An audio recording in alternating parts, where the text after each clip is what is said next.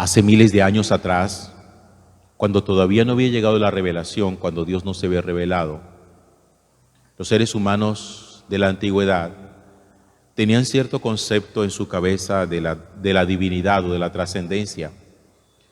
Cada vez que había algún fenómeno natural, un terremoto, la lluvia, los truenos, los rayos, todos nuestros antepasados consideraban que había algo o alguien en el cielo con un poder sobrenatural que era el que hacía estremecer la tierra y expresarse a través de todos esos acontecimientos naturales. Como no tienen explicación acerca de los movimientos del sol, simplemente se daban cuenta que amanecía y que anochecía, que aparecía la luna, que en la luna había ciertos cambios, que había a veces noches en que se podía ver las estrellas y otras en que no. Entonces ellos consideraron que todos esos astros eran sencillamente dioses. Por eso los seres humanos de la antigüedad rendían culto al sol, rendían el culto a la luna, a las estrellas, rendían culto a los fenómenos de la naturaleza y pensaban que detrás de cada fenómeno de la naturaleza había un Dios distinto, que había un Dios del viento, había un Dios del trueno, había un Dios para las aguas, y trataban de mantener como calmados y le ofrecían sacrificios a todos estos dioses para que trabajaran en favor de los seres humanos, para traerse su favor o para traerse su bendición. Sin embargo, fíjense que con todo y que hoy nosotros tenemos la revelación, podríamos afirmar que en el corazón de muchísimas personas, de miles de personas, tal vez millones de personas, muchas cosas de esas no han cambiado.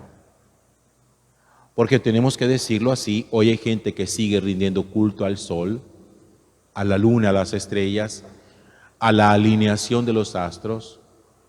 Hay gente que espera que los astros se alineen, como muchas veces lo dicen, simplemente para que en esa alineación de los astros las cosas salgan bien, es el tiempo propicio, esos son los días de suerte, son los días para jugar la lotería, son los días para esto, para aquello otro.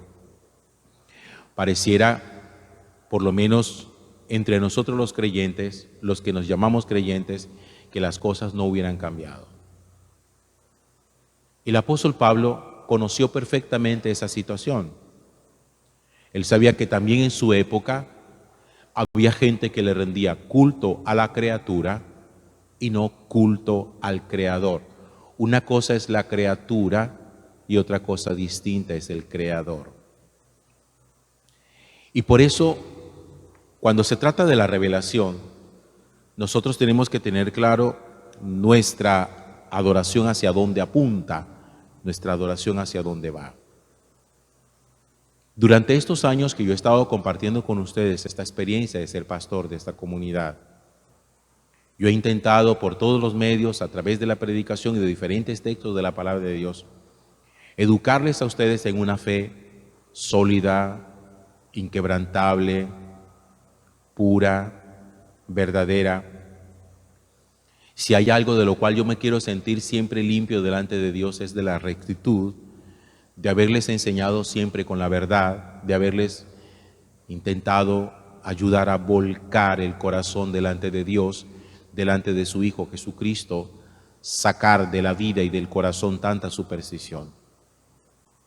Sacar la superstición del corazón no es tan sencillo, no es tan fácil como uno quisiera, porque tenemos un arraigo cultural, étnico, racial. Les hablaba el otro día que nosotros tenemos mucho en nuestra cultura de África y mucho en nuestra cultura de los indígenas y que muchas de esas cosas todavía siguen permaneciendo hoy en nuestra cultura. Vámonos a lo que dice el apóstol San Pablo en la primera lectura de la carta a los Romanos en el capítulo 1 de hoy. Dice: lo que de Dios puede conocerse, ha resultado manifiesto, pues Dios mismo lo manifestó. Es decir, hay cosas de Dios que las podemos conocer, no todo. De Dios lo conoceremos todo, va a decirlo después el apóstol Pablo, cuando nos encontremos delante de Él, cara a cara. Pablo trae esta expresión bonita, él dice, porque en este momento lo que conocemos de Dios lo conocemos como el reflejo en un espejo. Después lo veremos cara a cara, tal cual es. Lo que hoy vemos de Dios, lo que hoy conocemos de Dios es un reflejo de Dios. No lo conocemos en su plenitud, en su totalidad. Y lo conocemos porque Dios quiso revelarlo. Dios quiso mostrarlo. A ver, imagínense eso. Usted entra a su apartamento y tiene en esa ventana grandota, tiene una cortina, un poco translúcida, medio transparente, y alguien se pone detrás de la cortina, entre la cortina y la ventana. Usted sabe que ahí hay alguien, pero a lo mejor no sabe quién es. Lo que nosotros vemos de Dios lo vemos así, como detrás de una cortina, que es la revelación de Dios. Cuando la cortina coge y se corre, y Dios muestra quién es. Eso es la revelación de Dios. Y Pablo dice, lo que de Dios puede conocerse, resulta manifiesto, pues Dios mismo lo manifestó. Pues lo invisible de Dios, su poder, su divinidad, se pueden percibir para la inteligencia humana a partir de la creación del mundo a través de sus obras.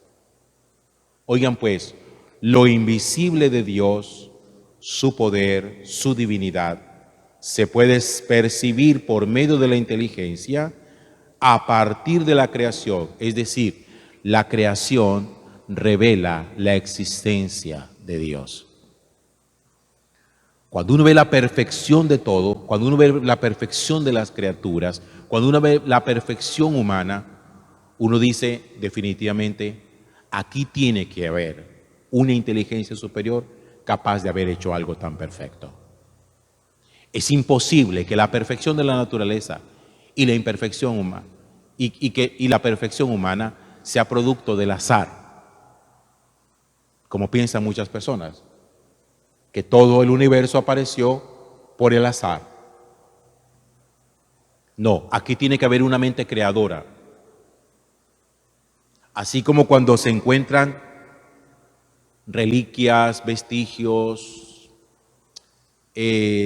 construcciones antiquísimas enterradas durante miles de años que se han logrado desenterrar y los investigadores dicen la cultura que hizo o los pueblos que hicieron estas edificaciones antiguas fueron gente muy inteligente para su época y tratan de investigar qué tipo de tecnología tuvieron para poder hacer semejantes obras.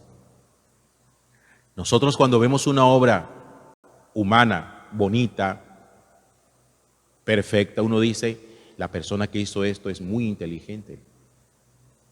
Pero fíjense que cuando vemos el cerebro, pensamos que el cerebro sí es producto es aleatorio. Apareció porque sí. Nos maravilla más la inteligencia artificial que la inteligencia natural.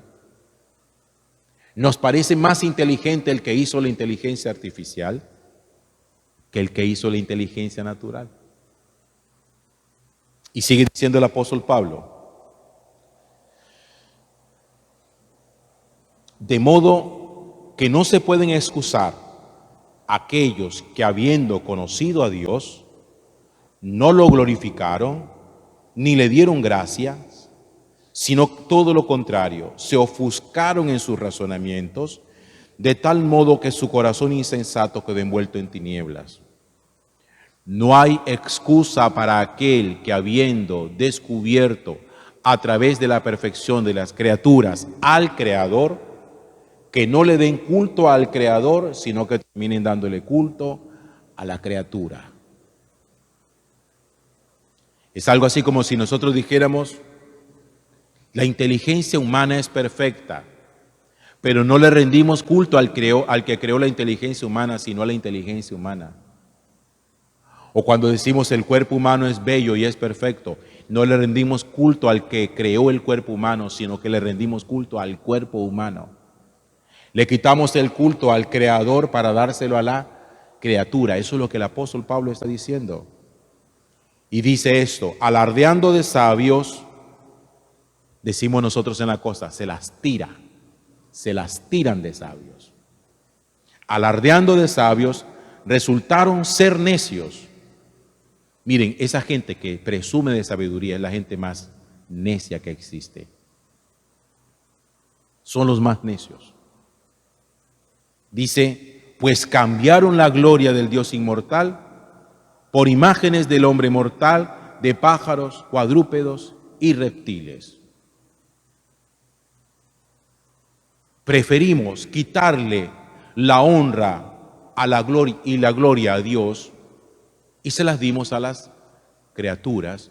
Por eso los seres humanos rendimos culto al ser humano, al cuerpo, al sexo, a los animales. Las criaturas se han vuelto más importantes que el Creador. Y termina el apóstol Pablo diciendo, por lo cual Dios los entregó a las apetencias de su corazón, a una impureza tal que degradaron sus propios cuerpos. ¿De dónde viene la degradación del cuerpo? ¿De dónde viene el hecho de que nosotros tratemos el cuerpo hoy como una mercancía o como un objeto simplemente? Del hecho de haber dado culto al cuerpo, quitándole culto al creador del cuerpo.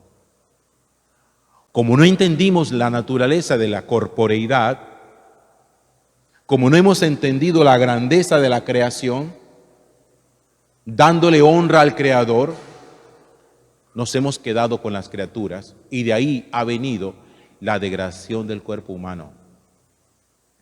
Es decir, cambiaron la verdad de Dios por la mentira, adorando y dando culto a la criatura y no al Creador.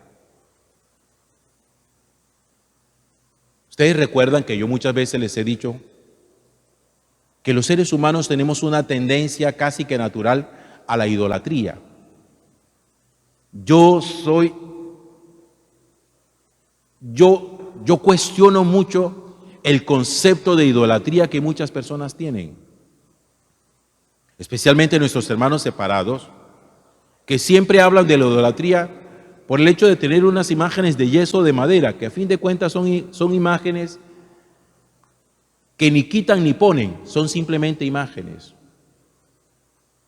La verdadera idolatría está aquí en lo que el apóstol Pablo está expresando, que hubo un día en que nosotros le quitamos la honra a Dios y nos la dimos a nosotros mismos y nos la dimos a nuestro cuerpo y se la dimos a los animales.